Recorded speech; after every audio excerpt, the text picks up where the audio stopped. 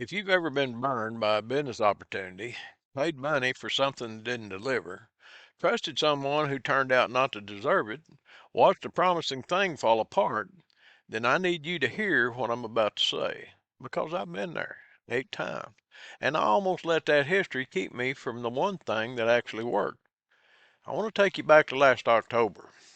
I was finishing up my beekeeping season, putting 60 hives to bed for winter, process that takes weeks and a good bit of physical work for a 77-year-old guy. I was tired.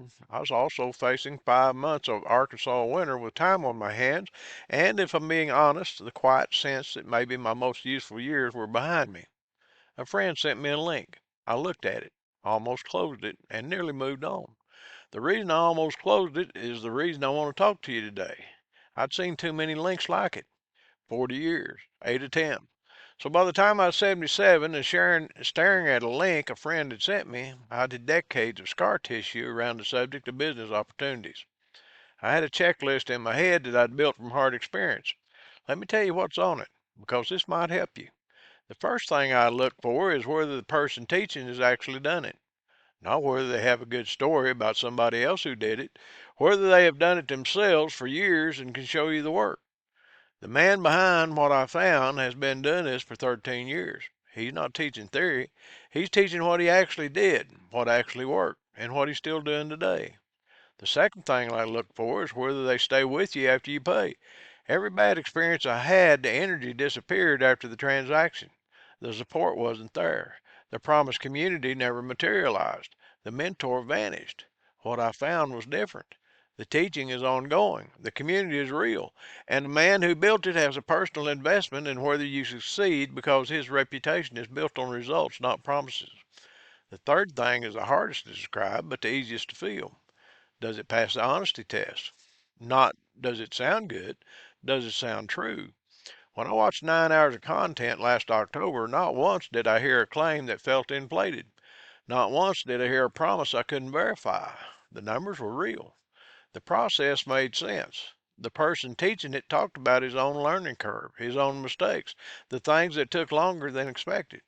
That's what honest sounds like. After 8 attempts, I know the difference. The fourth thing I look at is whether someone like me could do it.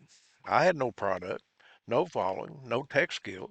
I didn't know what a reel was. I'd recorded all 1,189 chapters of the King James Bible on YouTube and had maybe a handful of views to show for it. If the system required things I didn't have, I needed to know up front. It didn't. The system was already built, already proven. I just had to learn how to show up consistently and let the work accumulate. In 7 months, over 1.5 million views on Instagram, more followers than I ever expected to have, and the beginning of something that could actually support me into my 80s without depending on Social Security still being what it is today. I want to say something to the people who've been burned before. Your skepticism is not a flaw, it's a wisdom you paid for. But there's a version of that wisdom that turns into a wall, where no amount of evidence gets through because scar tissue is too thick. I almost let that happen to me. What kept me from it was the honesty test. Not hype, not hope, not excitement, just does this sound true? That's still my standard. And what I found last October passes it every time I come back and check. If you've been burned before and you're still watching this, I respect that. It means you haven't given up even though you had good reason to. Don't give up, but do be careful. Apply the checklist. Ask whether the person has done it, whether they stay with you, whether it sounds true, and whether someone like you could actually do it. If you want to see what passed those tests for me, the link's in the description. Take your time, watch the webinar first, then you'll know whether it's worth a conversation. That's all I've got for this week. I'll see you on Monday.